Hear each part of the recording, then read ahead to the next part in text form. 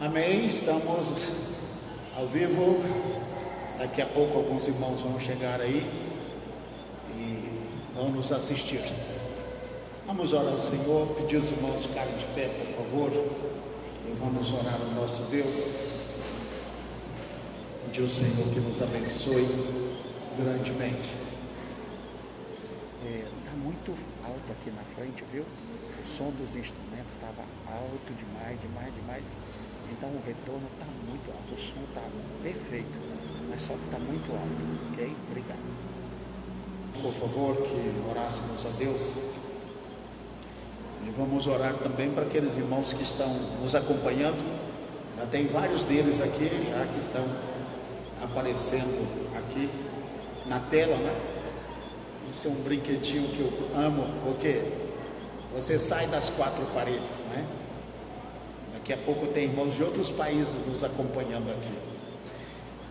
Pergunte o nome da pessoa que está do seu lado. Amém? Eu sempre oriento, não dê apelido. Ore pelo irmão, olha, meu nome é fulano de tal, né? E tem irmãos que têm apelido e quer que a gente ore por eles pelo apelido, né? Não sei. Deus é onisciente, Ele sabe todas as coisas, né? Mas vamos orar uns pelos outros e vamos orar pelos irmãos que estão nos acompanhando aqui também, tá? Vários irmãos que estão já aqui ligados e nos acompanham. Amém? Vou deixar você começar essa oração.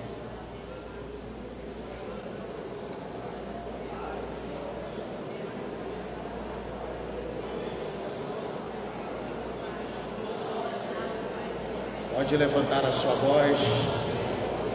Vamos levantar um clamor, pedir ao Senhor que nos abençoe. Pai, aqui estão esses irmãos, essas irmãs, em nome de Jesus. Estenda a tua mão poderosa, a tua mão de misericórdia, em nome de Jesus Cristo, Senhor dos exércitos. Nós levantamos uns aos outros na presença do nosso Rei, do nosso Deus. Toma este louvor, Pai, que foi apresentado agora, que seja levantado diante do Senhor, Pai. Receba o louvor, receba a adoração, para a glória do nome do Senhor Jesus. Estenda a tua mão nesta hora, Pai, em nome de Jesus. Abençoe a cada nome que está sendo levantado diante do nosso Deus. Abençoe também, Pai, as famílias, cada lar, cada marido, cada esposo, cada filho, Pai, seja abençoado nesta hora. Nós oramos pelo trabalho, pedimos a bênção do Senhor para cada o escritório, Senhor, a empresa. Abençoe as obras das mãos do teu povo, Pai. Faça prosperar, em nome de Jesus Cristo, Senhor. Estenda a tua mão neste momento, Pai. Nós oramos pelo Brasil também, Pai. Estenda a tua mão sobre a nação brasileira, Pai. Nesses dias que nós estamos vivendo, Senhor, estamos vivenciando dias difíceis para o Brasil, mas nós cremos, Pai, que o Senhor é o Deus de misericórdia. O Senhor ouve quando clamamos. O Senhor é o Deus que ouve o clamor da sua igreja, Pai, do seu povo, Pai. Aleluia. Levante as mãos agora em direção para os céus e chame a bênção do Senhor sobre a nação brasileira. Diga, Pai, abençoe o Brasil nesta hora, Pai. Estenda, Senhor, a tua mão neste momento, Pai, em nome de Jesus. Abençoe a nação brasileira, Pai. Nós clamamos a Ti. Toma o presidente, os ministros, os deputados, senadores, o Supremo Tribunal Federal, Pai. Nós oramos pedindo a misericórdia sobre a nação brasileira. Que o Senhor tenha misericórdia do Brasil, Pai. Nós oramos pelo Brasil. Clamamos a Ti pelo Brasil, Pai. Em nome de Jesus. Você pode levantar mais forte esse clamor pelo Brasil. Levantar as mãos e fazer guerra agora. Em nome de Jesus, valente desta nação, caia por terra. Homem forte da nação brasileira, caia por terra agora. Em nome de Jesus Cristo. Seja vencido agora. Nós te amarramos agora. Principado da idolatria, principado da feitiçaria, caia por terra agora. Batalha, irmão, em nome de Jesus, levante a sua voz. Principado da idolatria, principado da feitiçaria, caia por terra nesta hora, na autoridade do Senhor. Principado da idolatria, principado da feitiçaria, seja vencido nesta hora. Em nome de Jesus Cristo, estenda a tua mão neste momento, Pai. Abençoe o Brasil, cerque o Brasil com muralhas de fogo, Pai. Livra o Brasil, Pai. Livra a nossa nação brasileira de toda a força do mal. Que esse dragão vermelho, Pai, caia por terra em nome de Jesus. Que esse principado, Pai, que tem levado muitas nações à miséria, ao caos, caia por terra em nome de Jesus. E dê, Pai, à igreja a oportunidade de concluir a grande comissão. E nós cuidaremos de glorificar o Teu santo nome. Em nome de Jesus Cristo. Amém. Aplauda o Senhor com brado de vitória. Mais forte esse brado de vitória. Amém. Glória a Deus. Podemos assentar. Eu vou estar meditando a palavra de hoje, estarei trazendo a palavra do Senhor do primeiro livro de Samuel, capítulo 17, tá? Primeiro livro de Samuel, capítulo 17. Na minha Bíblia é 345.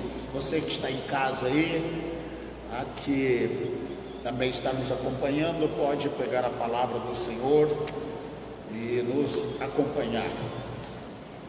Primeiro livro de Samuel, capítulo 17. Os irmãos que estão em casa, os que são membros da igreja, venham para cá, hein? Tá? Estou vendo alguns irmãos da igreja aqui, tá? Venha para cá, irmãos, vamos celebrar juntos aqui. Hoje é a ceia do Senhor, amém? Glória a Deus. O tema desse capítulo é Golias desafia o povo de Israel, o povo de Deus. Essa é uma história muito conhecida, poderia se dizer conhecidíssima no meio do povo de Deus. Primeiro livro de Samuel, capítulo 17. Eu vou ler aqui do 12, aliás, deixe-me pegar aqui um parágrafo. Eu estava com outra Bíblia toda esboçada, não é? E agora estou com uma Bíblia mais comum, no sentido de comentários. Mas deixe-me ver aqui onde eu começo. Eu vou ler dos versículos, começar do versículo 1, e vamos ir até onde a gente vai. Ora, os filisteus ajuntaram as suas forças para a guerra e congregaram-se em Socó, que pertence a Judá. Então a batalha não era num lugar na divisa, a batalha já estava dentro do território de Israel. Isso é quando o inimigo já está lá dentro, né? Então ele fala aqui: e acamparam entre Socó e Azeca em Éfes-Damim. Saul, porém, e os homens de Israel se ajuntaram e acamparam no vale de Elá. Tem uma tradução aí que diz Vale do Carvalho. Tem aí na sua Bíblia? Muito bem, Vale do Carvalho. e ordenaram uma batalha contra os filisteus. Os filisteus estavam no monte de um lado e os israelitas estavam no monte do outro lado, e entre eles o vale. Então saiu do arraial dos filisteus um campeão, cujo nome era Golias de Gate, que tinha de altura 6 côvados e 1 palmo. Trazia na cabeça um capacete de bronze e vestia uma couraça escameada, cujo peso era de 5.000 ciclos de bronze. Também trazia grevas de bronze nas pernas e um dardo de bronze entre os ombros. A haste da sua lança era como o órgão de um tear, e a ponta da sua lança pesava 600 ciclos de ferro. Eu calculei isso aí, 600 ciclos de ferro, só a ponta da lança dele são 8 quilos.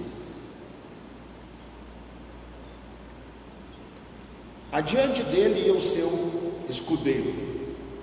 Ele, pois, de pé, clamava às fileiras de Israel e dizia-lhes: por que saístes a ordenar a batalha? Não sou eu filisteu e vós servos de Saul? Escolhei dentre vós um homem que desça a mim.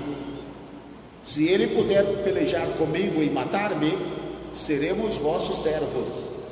Porém, se eu prevalecer contra ele e o matar, então sereis nossos servos e nos servireis. Disse mais o filisteu: desafio hoje as fileiras de Israel. Dai-me um homem para que nós dois pelejemos. Ouvindo então Saul e todo Israel estas palavras do filisteu, desalentaram-se e temeram muito. Poderíamos ler todo o capítulo, não é? E irmos embora para casa depois da ceia, porque só de ler isso aí a gente já foi edificado. Mas eu apresentei apenas o problema, o desafio.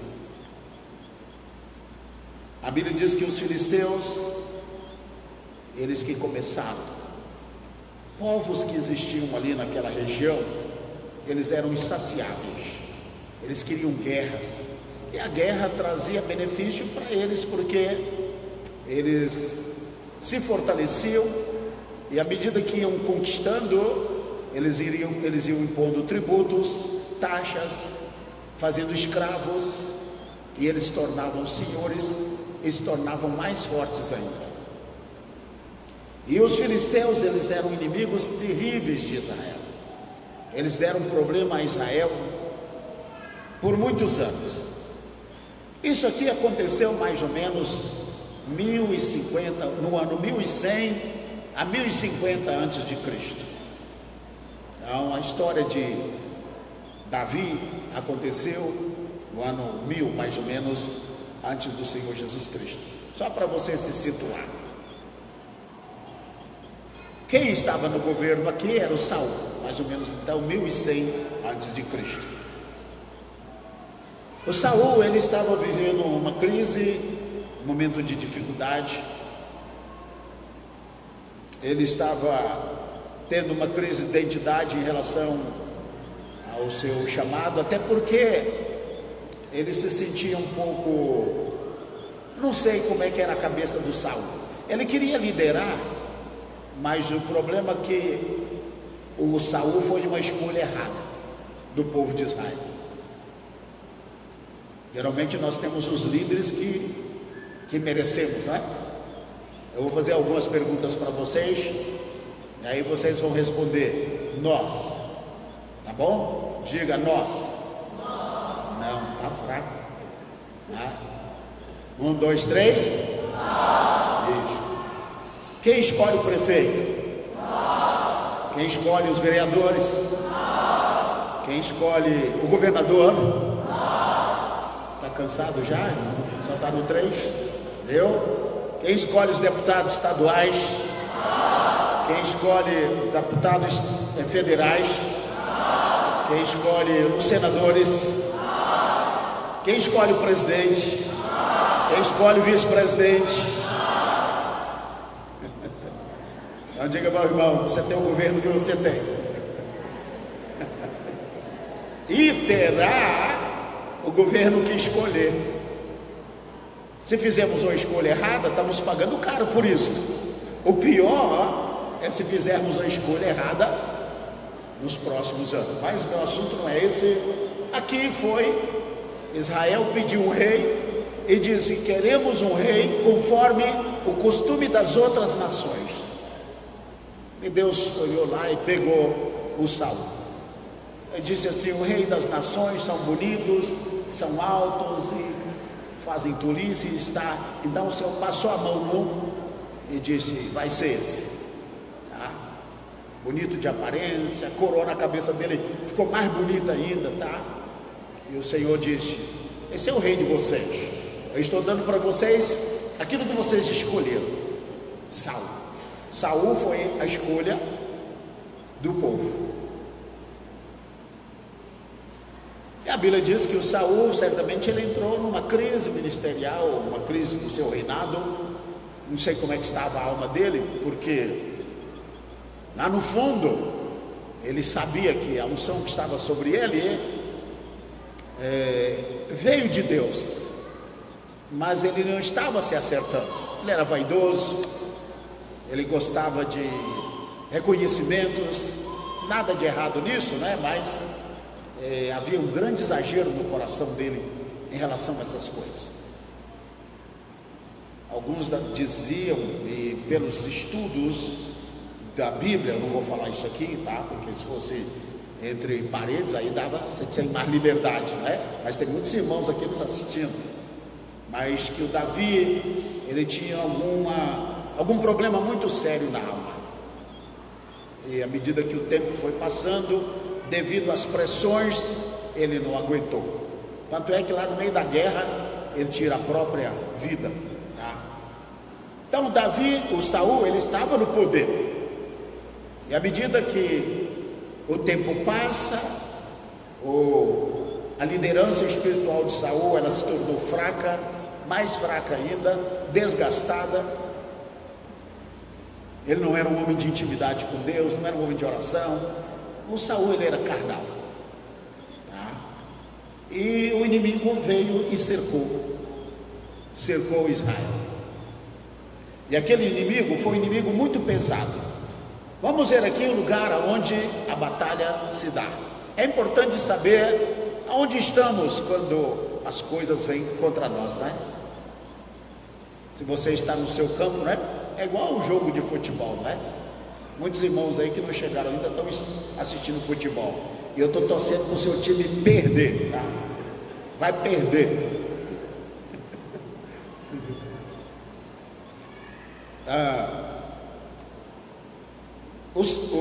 O local. Então, por exemplo, quando um time joga na casa, ele tem mais chance de ganhar, é verdade ou não é? Agora, se perder na casa é uma vergonha, né? Fala, olha, time de tal apanhou dentro de casa, né? Isso quer dizer vergonha. As mulheres sabem nem o que eu estou falando, né, irmão?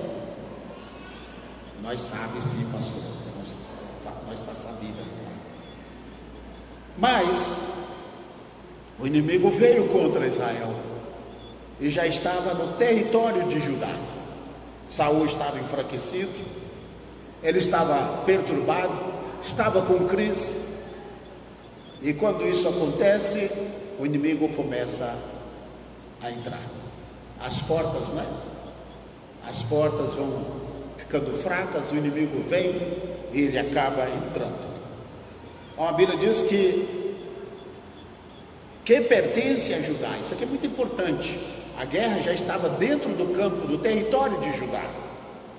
Eles dizem aqui nomes, né? Socó, Azeca. E ele fala que o campo de batalha é chamado de Éfes-Damim, campo de Damim. Esse campo aí, alguns acham que era campo de sangue, porque ali era um lugar onde havia muitas guerras, muito sangue havia sido derramado ali. Outros afirmam que também, mas porque a terra ali era de coloração avermelhada, e eles deram este nome para esse campo. A Bíblia diz que o povo de Israel estava de um lado, no meio um vale, do outro lado os filisteus. E lá no meio do vale, passeando, indo e voltando para baixo e para cima, tirando uma onda, um homem, eu vi várias versões do tamanho dele, a armadura dele, com tudo que ele usava, as guelras, tudo que ele usava nas pernas, a ponta da lança, dá quase 200 quilos. Então isso calcula-se que ele deveria ter no mínimo, para carregar tanto esse peso, correr com esse peso, lutar com esse peso, ele tinha que ter no mínimo 4 metros de altura. As versões mais fiéis mostram com 4, porque eu sempre dizia assim, mas dizia que ele tinha 2 metros. Falei, como é que um cara com 2 metros não é nem gigante direito, né? Tem um filhote de gigante. Como é que um cara com 2 metros tem a capacidade de carregar uma lança que só a ponta tem 8 quilos? Faz sentido. Então os cálculos mais precisos é que ele tenha 4 metros de altura. O Golias, ele era um trator de esteira, trazendo para a nossa realidade. Ele era uma máquina de matar. Ele era um mercenário. Quando alguém queria definir uma guerra, dizia, chama o Golias. Aí eles apresentavam o campeão, e o Golias dava um pau, matava lá o inimigo, não é? E eles diziam, não precisa nem derramar sangue, para que tantas viúvas? Para que tantas baixas? Vamos resolver isto, estilo aquele filme que foi passado aí, tá? De Aquiles e aquele cara, né? Esqueci o nome dele, né? O Aquiles era cheio de demônio, né? Você vê que o Aquiles, ele tinha um principado que acompanhava ele. Ele falava com os principados. Aquele é um anjo caído que andava com ele, tá? Ele não tinha pacto com Deus, ele tinha pacto com outras coisas lá, que ele matava, né? E os guerreiros daquela época, independente de filme ou não, daquela época, eles tinham pactos com os seus ídolos, os seus deuses. Os filisteus também tinham o seu Deus. O Golias, não dá de entender que ele não era filisteu, mas ele era remanescente dos gigantes daquela época, que ainda existia. Alguns dizem, mas os gigantes não pereceram antes do dilúvio? Eles não pereceram no dilúvio? Não se sabe. Mas da mesma forma que eles apareceram antes do dilúvio, eles apareceram depois do dilúvio também. Eu não posso afirmar isto, mas eles afirmam que os gigantes daquela época era de relacionamento de homens com demônios e coisas semelhantes a isso, né? Isso aqui não é uma coisa natural. Não estou afirmando isto, mas está dizendo que esses gigantes estavam ali. Alguns deles aparecem com a sua fortaleza no local onde o Abraão está enterrado hoje, a cidade de Hebron. Ali era a região deles, ali era a fortaleza deles. Ainda diz os nomes deles, e diz nomes dos homens que Davi lutou. Os homens de Davi, eles eram tão poderosos, tão valentes, que eles acabaram de matar os gigantes que tinham naquela época. O Davi matou um, ele disse, se o Davi pode matar gigante, eu sou soldado de Davi, vou matar gigante também. Então aqueles valentes de Davi mataram os demais que tinham ali. Mas a Bíblia diz que a cama deles era de ferro. Eles não dormiam em camas de madeira. Então quer dizer que eles eram muito grandes. Eles não eram apenas de 2 metros, eles eram gigantes. Homem de 2 metros, não é gigante, tem tanto homens aí alto, não é? Jogadores de basquete, essa turma toda, tá? Mas esse Golias aqui, ele é um mercenário, ele lutava por dinheiro. E agora os filisteus certamente não tinha ninguém para lutar, recorrendo lá aos deuses dele, porque os filisteus tinham também a sua divindade, Dagon. A palavra Dagon do hebraico, Dag é peixe. Então a palavra Dagon dá a ideia de peixinho, é um termo querido um termo carinhoso para o principado dos filisteus. Era um principado daquela região, mas dos filisteus. E esse lugar aqui, tá? Aonde os filisteus estão lutando, ele está dizendo que o filisteu, aqui mais à frente, que ele era de Gate, uma das principais cidades dos filisteus. Então Golias, ele tinha tudo. Ele tinha certamente uma boa oferta, ele tinha a cobertura do principado dos filisteus de Dagon. Esse Dagon, ele era uma divindade em forma, né, parte homem, parte peixe. Você vai ver muitas histórias aí, não é? Diz que ele foi tirado do rio, que no Brasil tem um caso semelhante a esse, né? De uma santa que foi achada no rio, né? Pois é, deixa quieto aí para a gente. Então, nós temos aqui o campo de batalha, o rei Saul, líder, ele está desanimado, e para complicar, eu não tenho tempo de mostrar, porque levaria tempo aqui, mas mostrar para você que o filisteu, esse inimigo, esse demônio, ou esse mensageiro de Satanás, ele está armado dos pés à cabeça. Ele é, humanamente falando, imbatível. Pergunta para o irmão: qual é o seu problema, meu irmão? É um Golias. Verdade, é um Golias.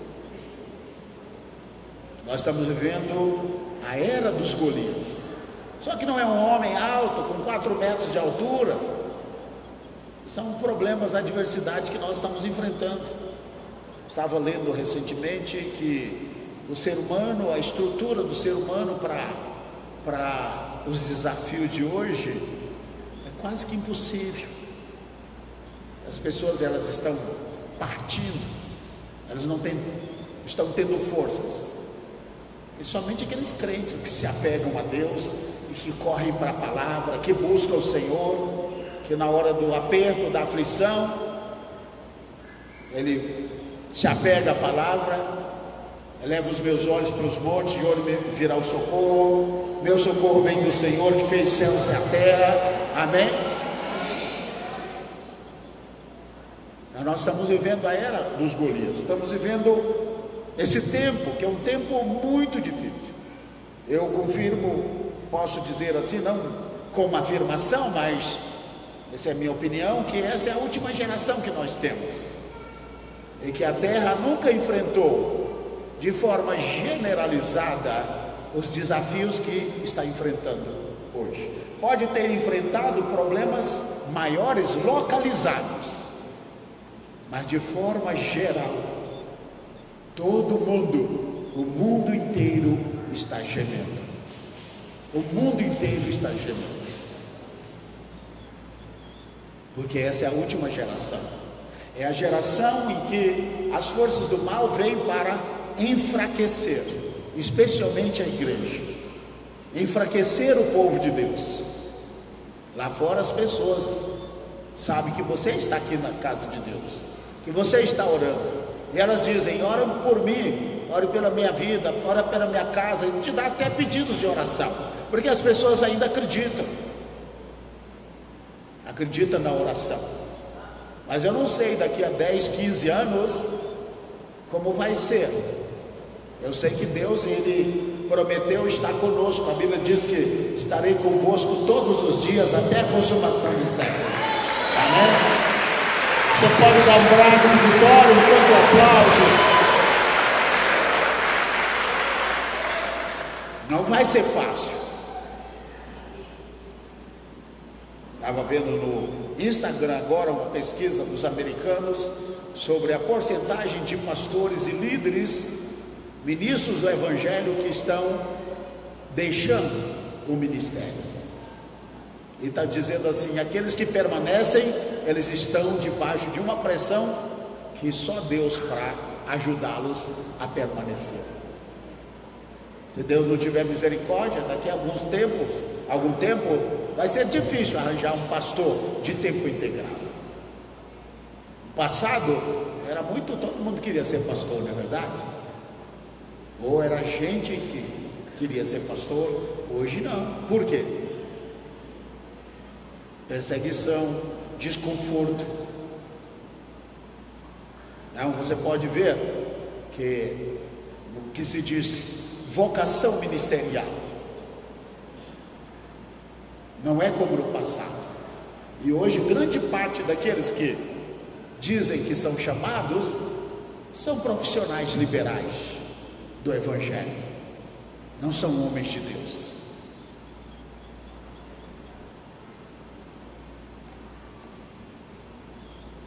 A Bíblia diz que lá no meio estava o Golias. E o Golias, ele vinha todos os dias, pela manhã e à noite. Os piores momentos, né? Quando estamos vivendo desafios, os dois piores momentos é quando a gente acorda e na hora de dormir. E era exatamente nesse horário, pela manhã, já disse isso para vocês, não é? Quando o povo de Israel estava fritando o ovo, pegando o pão para botar o ovo dentro do pão, aí tinha uma calabresa também, uma Josefina talvez, não é? Aí eles cortavam, a hora que dava graça, aqui enfiar a calabresa para comer, obrigado Senhor, Deus de Abraão, de Isaac e tal. O Golias trovejava lá: servos de Saul, seus covardes, não tem um homem no meio de vocês para lutar comigo? Ele arrebentava. Olha, o Golias, ele acabou com a moral do exército de Saul. Ele baixou. Olha, foi terrível. Aqueles caras lá, eles estavam assim envergonhados. E o Saul, para resolver a situação, tinha uma filha muito bonita chamada Mical, muito bonita mesmo. O Saul diz: olha, quem matar esse Golias e tirar esse opróbrio de sobre nós, casa com minha filha e nunca vai pagar imposto. Não podia ter uma oferta maior do que esta. Irmão, o exército estava cheio de jovens, tudo querendo casar com Mical. Mas naquela hora ninguém mais queria casar com Mical. O jovem dizia: e aí, você disse que Mical era bonita, que admirava Mical, vai lutar com o filisteu e eu vou dizer para sua mãe. Todos correram. Ninguém queria casar com Mical. Bom, eles passavam o dia, comiam as unhas, tá? Aquilo que a pessoa quando está nervosa, né? Ansiosa. Não, pelo menos tivemos mais um dia. A guerra não foi hoje. A guerra não aconteceu hoje. Aí eles preparavam: olha, não vai ter guerra, ninguém vai lutar durante a noite, vamos botar sentinelas e vamos dormir. Aí o Golias gritava de noite, porque ele vinha de manhã e ele vinha ao entardecer. Ele ficava no lugar onde dava para ter uma visão muito clara do exército de Israel. E dizia assim, mais ou menos: eu estraguei o café da manhã de vocês. Vocês devem ter perdido o apetite também. Vocês pensaram em mim o dia todo. Mas agora vocês vão sonhar comigo também. E antes de dormir, ele arrebentava a moral dos soldados de Saul. Irmãos, a Bíblia diz que isso foi por 40 dias. Diga para o irmão: 40 dias. Jesus, 40 dias, de manhã e antes de dormir, antes de começar o dia, né? No começo do dia e antes de dormir. Era tormento durante o dia e pesadelo. Eu posso ter a imaginação, lendo aqui o capítulo, né? Quantos jovens, quantos soldados acordavam gritando de noite. Eu acho que o Golias está aqui, eu vi ele aqui, com certeza ele entrou aqui. O cara disse: você está doido, isso é pesadelo, rapaz, volta a dormir. Não, eu acho que ele ouvia a voz dele. Os caras já estavam perdendo o equilíbrio, né? Isso acontece quando uma situação perpetua, quando um desafio vem. Você resolve uma situação, vem outra, e mais outra. Mas tem aqueles Golias que eles vêm para esmagar mesmo. Há problemas diários desafios diários que você vai resolvendo. Mas nós estamos vivendo na geração dos Golias. Essa geração final é a geração dos Golias. Pastor, como é que esse mensageiro de Satanás foi vencido? A Bíblia diz que o Davi, ele estava cuidando das ovelhas do seu pai, e a Bíblia diz que ele era um homem guerreiro. Não que ele tinha participado de guerras, mas ele tinha um espírito ele era corajoso. Ele era corajoso. E a Bíblia diz que o Jessé, pai do Davi, disse: olha, vai levar comida para os seus irmãos, leva isso para o capitão, isso aqui para o coronel, reparta lá, dê para eles lá. O Jessé, ele diz: olha, eu não posso fazer muita coisa, mas pelo menos eu vou somar com aquilo que posso. E mandou o Davi para ver como é que estavam os irmãos, levassem comida para as autoridades, para que elas distribuíssem como quisessem e trouxessem um relatório. Em outras palavras, o Jessé enviou o Davi para ver como é que as coisas estavam. Pergunta para o irmão aí: como é que as coisas estão, meu irmão? Como é que vão as coisas? Claro que você vai dizer: agora está tudo bem, né? Na casa de Deus, ouvindo a mensagem, né? Mas os Golias estão por aí. A Bíblia diz que o Davi chegou e ali ouviu a conversa, né? De que o Saul tinha feito a oferta, ele se interessa, o irmão lá dá um espregue nele, né? Chama a atenção dele. Olha, quando você diz que quer lutar, você está rebaixando mais ainda a moral dos soldados de Saul. O pessoal já não está bem, pare com isso. Ele diz: o que é que eu estou dizendo? E ele se afastou e ele foi confirmar. Deus tinha um plano na vida do Davi. Deus tinha um chamado para ele. E finalmente o Davi, ele aceita lutar com o Golias. O Saul ficou sabendo, e a primeira coisa que diz: olha, me traga esse guerreiro. E pensa que é um guerreiro, né? Um homem valente, que tinha pelo menos 1,5 metros de altura. E aparece o Davi. O nome que é dado para Davi é aqui no versículo 56. 56, parece? É 55. No finalzinho, está perguntando assim, o Abner, o rei, perguntando: o Abner, quem é esse? O Saul? Porque aí já tinha passado, o episódio já tinha acontecido, né? Tinha passado. Mas o rei está perguntando: quem é ele? Ele queria saber mais, porque diz: olha, esse cara eu quero para botar aqui no meu exército, mas eu quero a ficha dele. Aí o Abner, que era o comandante, né, diz: olha, eu não sei direito não, eu sei quem é ele, mas as informações que o senhor quer, eu preciso procurar, vou pegar a ficha dele. Mas o rei pergunta assim: quem é esse jovem? A palavra hebraica para jovem é uma palavra chamada Naar, N-A-A-R, que é a mesma palavra que é usada para o Isaac quando ele foi sacrificado. No mesmo tempo que o Isaac, quando o Isaac estava para ser sacrificado lá no monte de Moriá,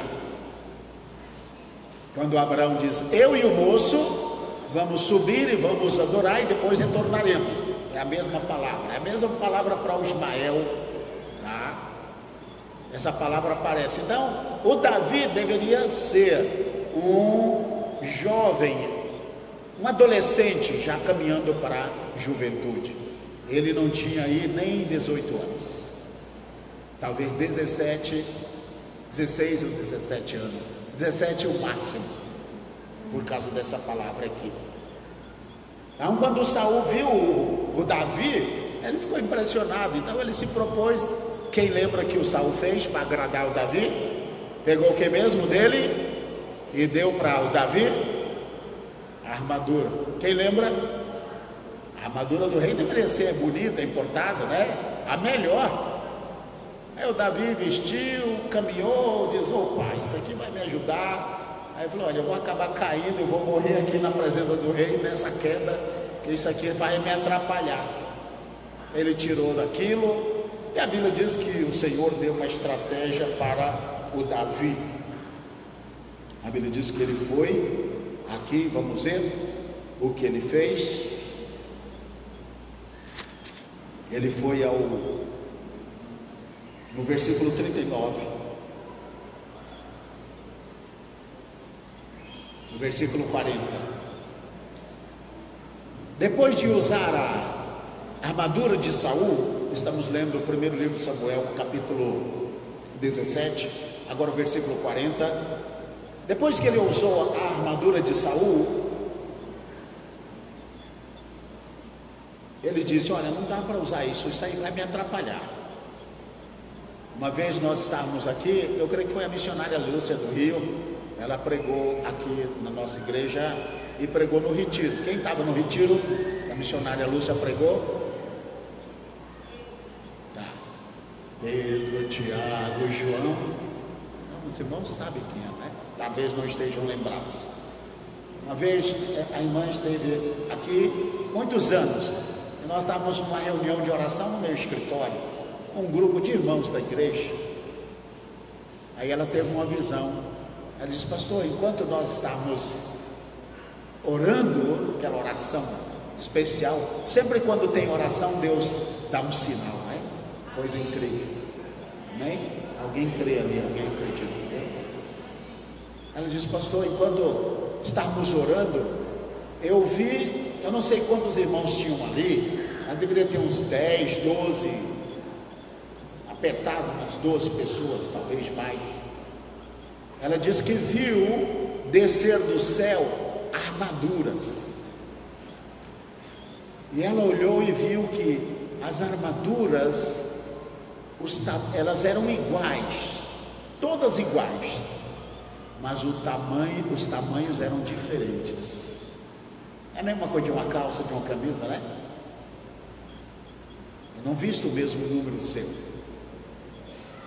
São números diferentes. Ela disse assim: cada armadura tinha um tamanho, e cada armadura encaixou em cada um que estava ali naquela sala de oração.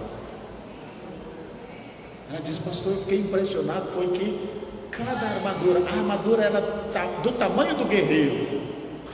Diga para o irmão: Deus tem uma armadura do céu para você, meu irmão. E se você acredita e recebe, aplauda com um brado de vitória bem forte. Amém. Eu não me esqueço disso. Ela diz: eu vi, pastor, as armaduras descendo e encaixavam nos irmãos que estavam ali orando. Sempre que tem oração, Deus opera. Então Davi, ele teve uma direção de Deus. No versículo 40, então tomou na mão o seu cajado, que ele era pastor. O cajado era um pedaço de pau, tá? Escolheu do ribeiro 5 seixos lisos, ou 5 pedrinhas. Tem aí pedrinhas ou seixos? Quem tem pedrinhas aí na sua Bíblia? Ótimo, fica mais fácil de entender, não é? Pessoal de Seixos, que é isso? Tá? E pô-los no alforje de pastor. O pastor tinha 2 embornais. O alforje é um tipo de embornal. Quem era da roça aqui e usou embornal na roça? Quem chegou a usar? Olha, muito bem. Se colocava de lado, né? E pegava as coisas. Então tinha 2 embornais. Um era do pastor, que ele colocava as pedras, outras coisas, e tinha um que colocava o pão, a comida, era diferente, tá? Não tinha, o povo daquela época não tinha, nem todo mundo tinha o privilégio de ter sacolas, essas coisas, bolsas finas, tá? Bolsa de película, né? Isso mesmo? Não tinha. Então ele saiu e pegou 5 pedras lisas, colocou-as no alforje de pastor que trazia, a saber, no surrão. Esse alforje de pastor era chamado de surrão, tá? E tomando na mão a sua funda, era a arma que ele tinha, foi-se chegando ao filisteu. Então o filisteu já tinha afrontado o povo de Israel, ninguém queria lutar mesmo com o Golias. A moral do povo de Israel já estava, não tinha jeito de descer mais, de estar mais baixa, tá? E finalmente o Senhor levanta aqui esse homem chamado Davi. E ele diz: eu vou lutar contra esse inimigo e eu vou tirar esse opróbrio, essa vergonha, essa afronta de sobre o povo de Israel. Agora olha para você ver como é que as coisas acontecem. Acompanhe, por favor, primeiro livro de Samuel, capítulo 17, versículo 41. A Bíblia diz que o Davi foi ao encontro do filisteu. E o filisteu, o que diz aí no 41? O filisteu também. O inimigo não reconhece fácil assim, não. É verdade. O inimigo também vinha se aproximando de Davi, tendo à sua frente o seu que mesmo? O Davi, o Golias, ele era chique, né? Ele era chique. Ele tinha alguém só para carregar o escudo dele.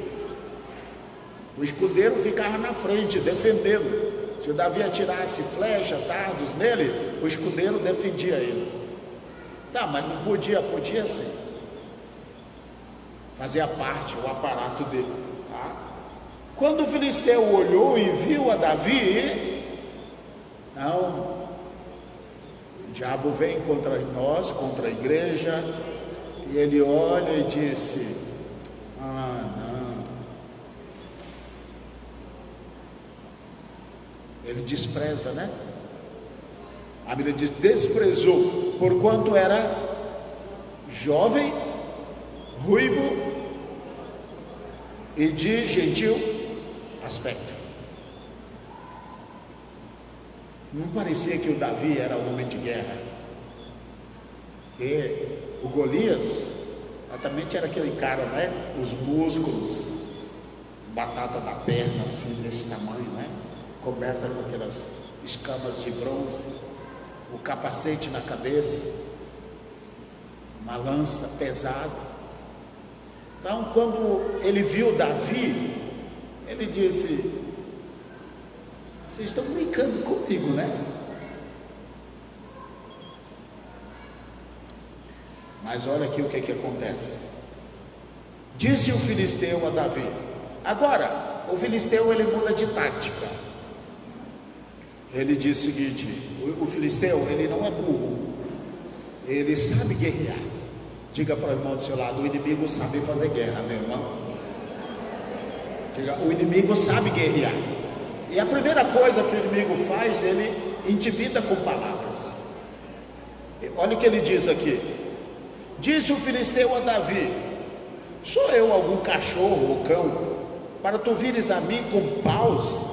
E o filisteu, pelos seus deuses, o que mesmo? Amaldiçoou Davi. Essa é a estratégia do inimigo, tá?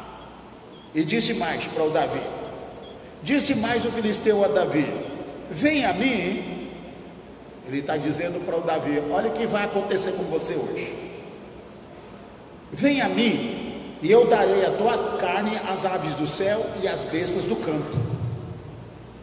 Em outras palavras, ele dizia assim, olha, Davi, você me conhece, você já viu que eu já apareci nas revistas, nos jornais, eu nunca perdi guerra.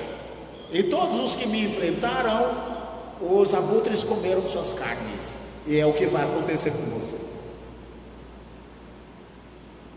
Naquela hora o Davi deveria ter falado assim, Mical não é bonita coisa nenhuma, eu vou embora para casa. Ele poderia ter dito assim, oh, eu esqueci que meu pai disse que não era para que eu me metesse em problema, que era para apenas trazer comida, ver como é que estavam os meus irmãos e voltar para casa. Oh, gente, onde que estou com a minha cabeça? Eu tenho que ir embora agora. Se Davi fosse um homem comum, ele faria isso. Porque quando ele ouve isso aqui do Golias, certamente alguém deve ter dito para ele, olha, todos os que lutaram contra Golias, ele matou. Ninguém vence Golias. Há problemas, irmãos, que só Deus para nos ajudar. Há desafios, há Golias que impossível, né? Eu vi esse dia eu não estava mais. Um pastor dando testemunho, foi lá na Doneta. E ele disse que apareceu uma lepra nele. E ele ficou horrorizado. Você enfrentar uma doença jamais corriqueira já é um desafio, né? Agora você saber que você tem lepra no corpo. Eu conheço muito esse pastor. E ele deu esse testemunho também numa reunião de pastores. E ele botou a mão na cabeça e disse, e agora, o que eu vou fazer? Dizia, eu sou pastor e estou leproso. Ele disse, eu só tenho uma saída. Ou eu busco, clamo a Deus e venço esse inimigo, ou esse inimigo vai me vencer.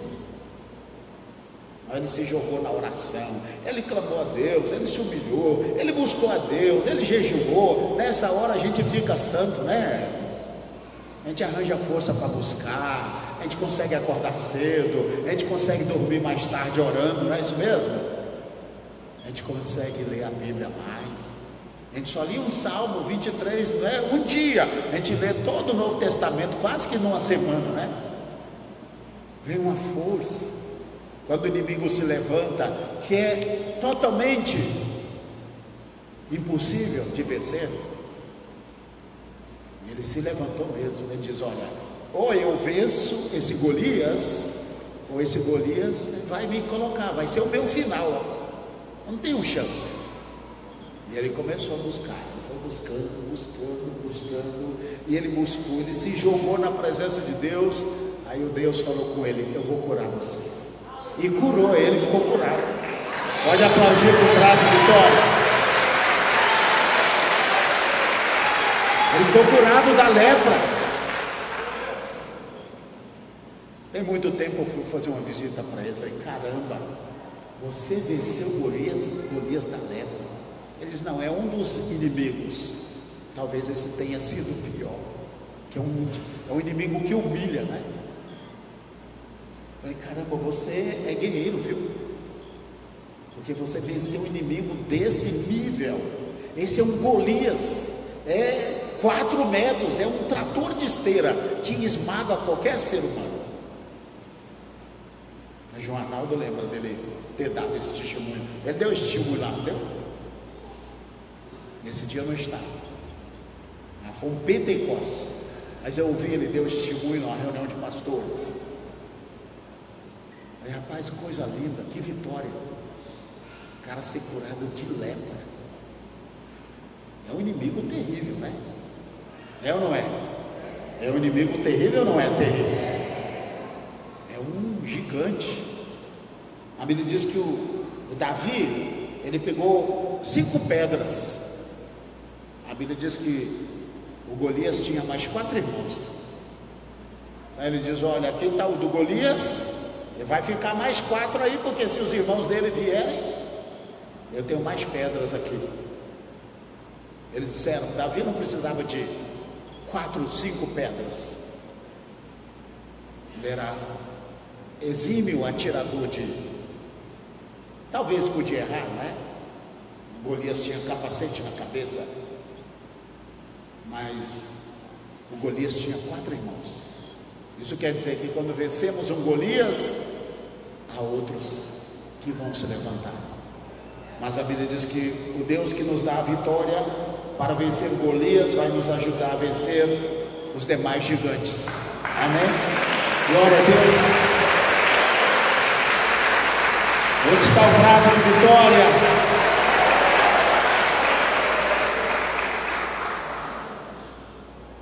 Hoje o que nós mais vemos na terra é notícia ruim, não é? Oh, como é difícil.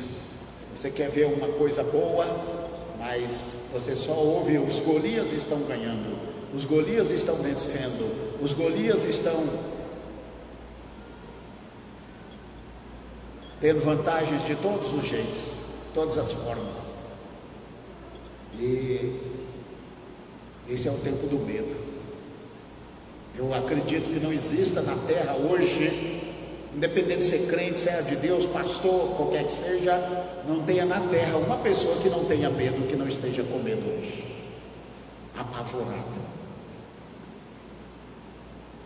Porque o que você ouve, você vê uma notícia boa hoje, mas amanhã vem uma outra pior do que você ouviu de bom hoje.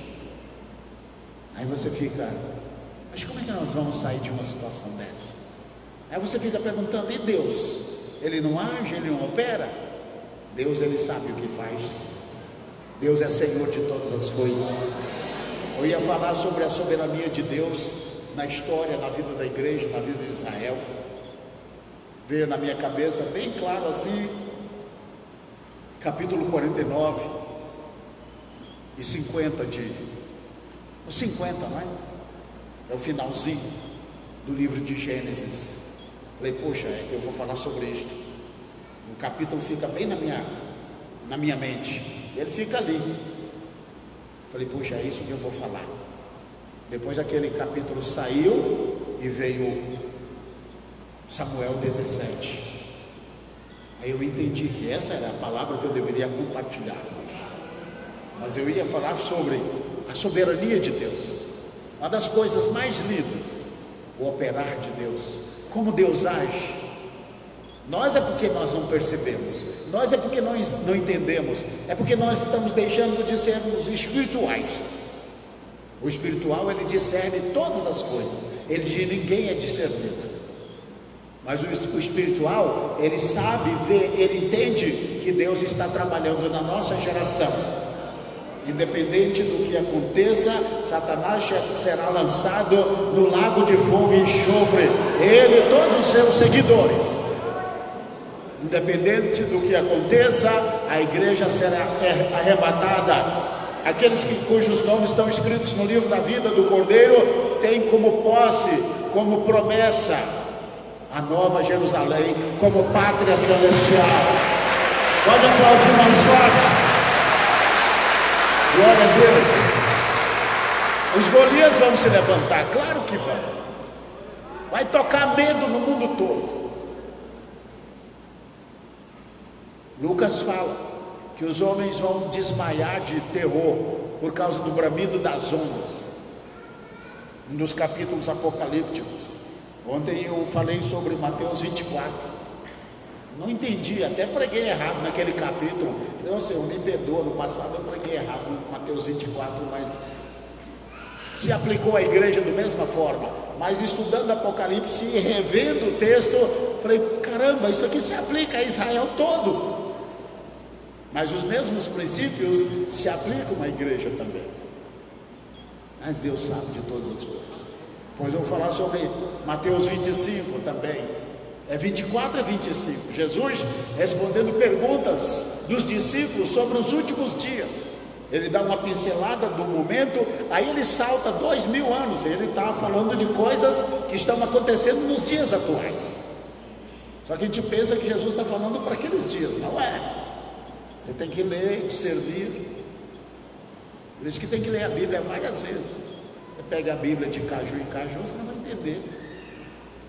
E o Golias? Pergunta para o irmão. E o Golias, meu irmão? Diga, minha irmã, e o Golias? Diga, o Golias caiu em nome de Jesus. Ali, o Golias foi derrotado em nome de Jesus. Incrível, não é? Davi volta para casa, chega assoviando, fio. Né? Aí o pai dele pergunta: e aí, como é que estão seus irmãos? Estão bem. E o rei Saul? Está bem. E a guerra? A guerra acabou, pai. Os filisteus foram para casa. Aquele povo é fraco, não aguenta muita coisa, não. Ele trouxe um relatório, mas diferente. Totalmente diferente. É o único texto na Bíblia que alguém vai pegar um relatório que deveria ser uma coisa muito negativa e diz: olha, Deus me usou para mudar o quadro e a situação agora é outra. Deus tem o seu Davi nessa geração. São homens e mulheres comprometidos e que vão se levantar e os gigantes vão cair em nome de Jesus. Amém, glória a Deus.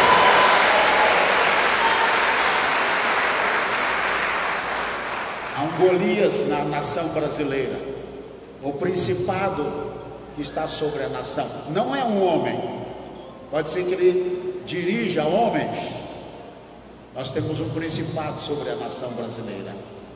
O principado da idolatria e da feitiçaria, que é responsável por toda a corrupção e destruição que estamos vendo no Brasil. E há uma disputa muito grande nos céus do Brasil nesses dias. Tenho orado pelo Brasil.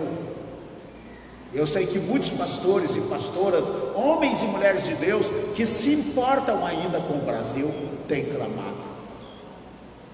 Porque há uma batalha. O Golias está tentando tragar esta nação, fazer com que o brasileiro venha sofrer muito, com que o plano que Deus tem para o Brasil fracasse. Mas ainda há um Davi nessa nação, a sua igreja, o seu povo, homens e mulheres que vão levantar e dizer: dragão, Satanás, você não vai tomar essa nação, em nome de Jesus. E nós vamos ter o privilégio de concluir a grande comissão, mas que há uma batalha muito grande. E essa batalha está nos céus dessa cidade, nos céus dessa nação. É uma batalha terrível. É um dragão terrível, que já tem muitos anos tentando dominar a nação brasileira. Deus já deu livramento várias vezes, e eu tenho certeza que Ele vai dar mais um livramento à nação brasileira, por amor daqueles que estão orando, que Deus sempre tem homens e mulheres, como Davi, que se levantam, dizendo, e ele diz aqui, para fechar, vamos ver o que o Golias fala, e eu vou fechar agora, tá? Onde foi que paramos? 44? Não, ali foi para falar sobre o jovem, né? 43, está certo. Davi, ele disse: olha, palavras se combatem com palavras. É uma vez que um gigante que tinha sobre ele um principado jogou uma maldição sobre o Davi. Davi disse: olha, o que está sobre mim é bem mais forte, então você vai receber agora. Então o Davi diz assim: tu vens a mim com espada, com lança e com escudo. Davi, ele estava consciente de todas as armas que o inimigo tinha. Ele era, Davi não era tonto. Mas eu venho a ti em nome do Senhor dos Exércitos, o Deus dos Exércitos de Israel, a quem tens afrontado. E o Davi disse assim: não, é o contrário. Hoje mesmo o Senhor, diga, o Senhor, então Davi diz: o Senhor te entregará na minha mão, ferir-te-ei, tirar-te-ei a cabeça, misericórdia, né? Aqui não é briga de vizinho, aqui não é briga de mulher, não é briga de homem, não qualquer não, tá? É coisa pesada.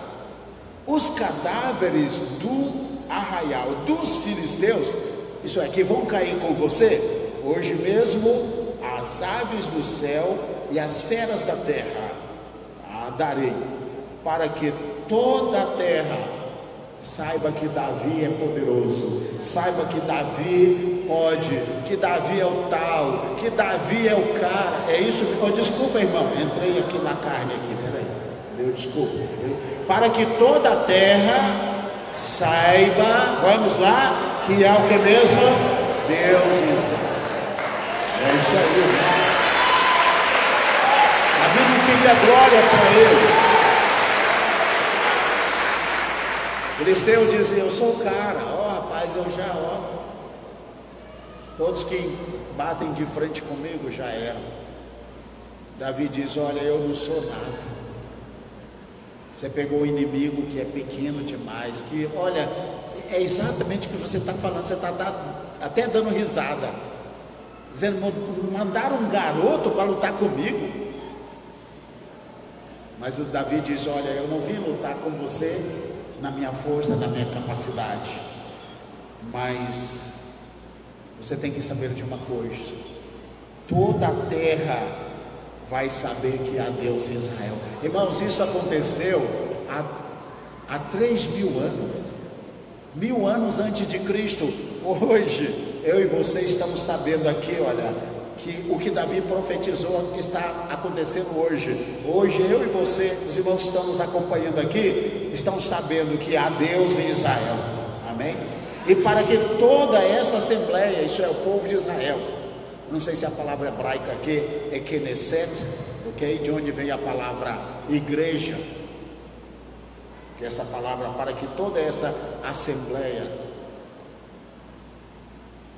saiba que o Senhor salva, não com espada nem com lança, pois do Senhor é a batalha, e Ele vos entregará em nossas mãos. Aí o filisteu: a gente já conversou demais, você já falou que eu já falei o que quis, você já falou o que você quis falar, agora vamos resolver essa parada. E a Bíblia diz que o Davi, direcionado pelo Senhor, aqui não tem outra, só pode ser. Deus tomou a mão do Davi e rodou com ele aquela funda e acertou, porque é praticamente impossível acertar a cabeça de um gigante com um capacete. Era muito mais difícil. Certamente o capacete ele tinha uma pequena abertura, alguma fresta aqui, e foi aonde o Davi acertou o gigante. Eu mostrei para os irmãos a última vez que eu preguei sobre esse assunto, uns 40 dias, eu dei uma lida sobre fundas, a arma que Davi usou. E eu fiz uma pesquisa de fundeiros que existem, parece que na França ou na Espanha, eu acho que é na Espanha. E ele fez o teste, colocou um boneco mais ou menos do tamanho do Golias, e realmente fez uma moldura lá, tá? E ele fez a funda e atirou, e eles mediram o teste e tal, e diz assim: olha, com esta velocidade, nem um gigante ficaria de pé. Então, é provado, foi esse negócio da funda aqui, foi feito, provado pela própria ciência, não é? Mas aqui não precisa de ciência. Deus, Ele está dizendo que Ele salva, não precisa de espada, não precisa de lança, porque Ele é Deus, Ele é Senhor. Ele usou uma pedra. A Bíblia diz que a pedra, no 49, cravou na testa do Golias e ele caiu com o rosto em terra. E o Davi foi lá e cortou a cabeça do gigante, dizendo: esse aqui não mais vai perturbar Israel. Então nós estamos vendo aqui um gigante que cai por terra. Todos temos gigantes, todos temos adversários. coisas que quando você coloca a cabeça no travesseiro, aquilo vem te perturbar, aquilo vem para tirar seu sono, ou vem de manhã, naquele momento que nós acordamos, né? E você fica ali 5, 10 minutos deitado, aí o Golias está ali. Você não vai conseguir, você não vai vencer. Ou aquele irmão, né, que teve lepra. Imagine o diabo ali. Você vai morrer leproso. Você é um pastor, vai morrer leproso. Todo mundo vai saber que você morreu leproso. E ele vencendo diz: não, Deus vai tirar esse opróbrio, Deus vai tirar essa vergonha. Ele lutou, batalhou, consagrou, se humilhou. Nessa hora a pessoa se humilha, né? Esquece o ego, o eu, tudo. Davi diz: olha, eu não venho lutar contra você. Quem sou eu? Não sou nada. Mas quem está comigo, sim, esse vai vencer você, esse vai derrotar você. O problema nosso hoje, irmão, é único, é falta de fé. O mundo hoje, a Bíblia diz, fechando aqui, o Senhor Jesus disse: porventura acharei eu, quem completa? Fé na terra, quando voltar. O Senhor está dizendo, Ele disse que no retorno dele na terra, as pessoas não estariam acreditando mais. Eu vou fechar com um fechamento. Não é uma ilustração, mas hoje de manhã, falando sobre dons espirituais, eu falei que hoje muitas pessoas que estão na igreja, elas não se converteram, elas são pessoas convencidas. E há uma grande diferença entre o convertido e o convencido. Eu quero aproveitar e você pergunta ao irmão do lado aí, tá? Meu irmão, você é convertido ou você é convencido? Pergunta aí. Diga assim: é o pastor que tá mandando. Lá fora não pergunta não, viu? Porque depois aqui tudo bem. Estamos debaixo da unção, ninguém vai brigar. Ninguém vai dizer: vai cuidar da sua vida e tal. Tem irmãos assim que eles são, né? Se a pregação não é Bíblia, se a pregação não é a palavra de Deus, se o que se prega hoje não é a palavra de Deus, vai gerar convencidos e não convertidos. Uma igreja de convencidos é uma dor de cabeça, mas é diferente. Uma igreja de convertidos é uma glória, não é verdade? A igreja é o corpo de Cristo, são os lavados e remidos pelo sangue do Cordeiro. Por isso que Jesus está dizendo: Senhor, porventura acharei eu fé na terra quando retornar, quando voltar? E hoje pela manhã eu falei a ausência do Espírito Santo na pregação hoje, porque hoje não se prega mais, não estão pregando mais Bíblia. Essa geração que está se levantando hoje, poucos homens de Deus, mais profissionais liberais do Evangelho, estão pregando aquilo que eu disse hoje: autoajuda, pensamento positivo, neurolinguística, psicologia e filosofia. E isso faz com que as pessoas que vêm para a igreja, elas se tornem convencidas e não convertidas. Essas coisas são importantes, mas não para o Espírito de Deus operar em nós o novo nascimento. O que vai operar em nós o novo nascimento, o bisturi, a espada, é isso aqui. Amém? Graças a Deus que ainda temos a palavra nas nossas mãos nos dias de hoje, porque tem nações que já é proibido ler a palavra do Senhor. Então nós precisamos, devorar esse livro. Então, porque a igreja não nasceu de novo, não é uma igreja convertida, então ela não vai ter uma fé genuína, ela não vai ter uma fé do Espírito, ela vai ter uma fé da alma, e a diferença é muito grande. A fé da alma era baseada em circunstâncias, A fé do Espírito é diferente. O Senhor Jesus diz: o meu justo, quem completa? O meu justo viverá da fé.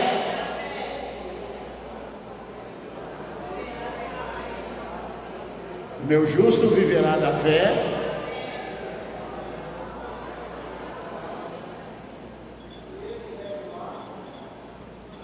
Meu justo viverá da fé.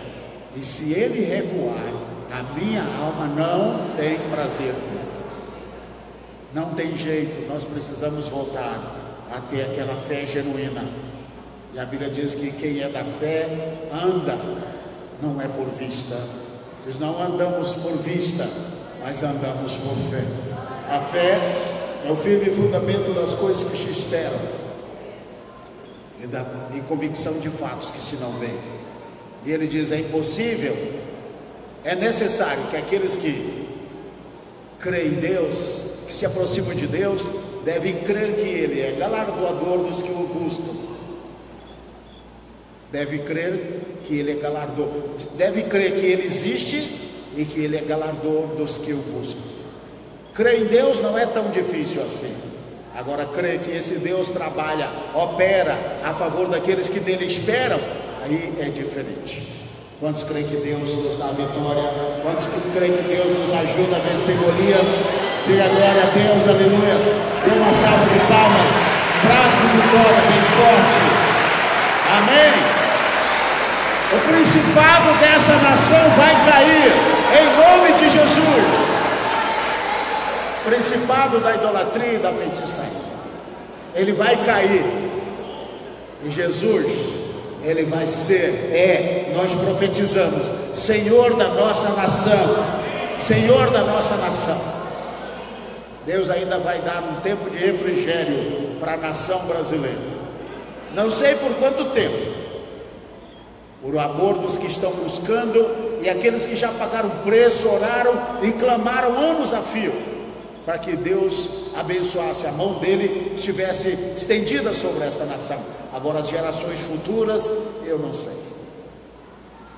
Se levanta uma geração que vai cruzar os braços, aí é com você. Mas homens e mulheres dessa geração pagaram um preço dizendo: dragão, principado, homem forte, você não vai ganhar esta nação. E Deus tem livrado essa nação até o presente momento. Temos tido dissabores, temos tido, desconfortos, mas muitas nações o inimigo já tomou posse delas. Mas Deus ama o Brasil, e esse Golias vai cair. Esse Golias que se levanta, esse principado, estou falando dessa guerra que está sobre os céus do Brasil. Quem é crente, quem tem discernimento espiritual, sabe disso. Quem não sabe, nem está sabendo o que está acontecendo. Mas há uma batalha no mundo espiritual, pelo território. Assim como o inimigo queria ganhar a terra de Judá, queria ganhar Israel, queria aquele povo como escravo. O principado quer o brasileiro escravo, debaixo de jugo, de grilhão. Mas o Senhor tem defendido, tem lutado por essa nação. Há um anjo dessa nação que guarda o Brasil e que luta contra principados e potestades. Por isso que essa nação ainda está de pé. Diga: o Golias vai cair em nome de Jesus. Diga mais forte: o Golias vai cair em nome de Jesus. Aplauda o Senhor com mais um brado de vitória. Glória a Deus. Aleluia, santo é o Senhor.